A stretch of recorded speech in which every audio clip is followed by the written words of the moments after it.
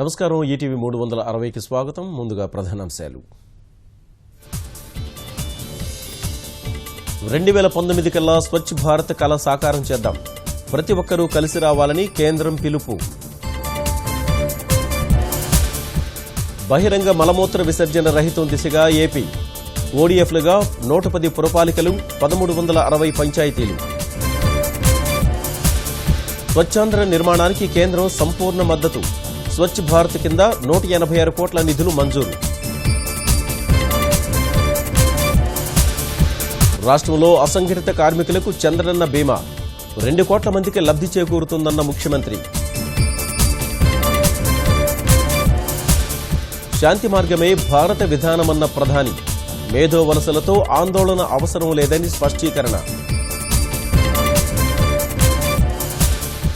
జయలలిత ఆరోగ్యంపై వదంతులు నమ్మొద్దన్న అన్నాడీఎంకే, త్వరగా కోలుకోవాలంటూ ఆసుపత్రి వద్ద అభిమానుల పూజలు.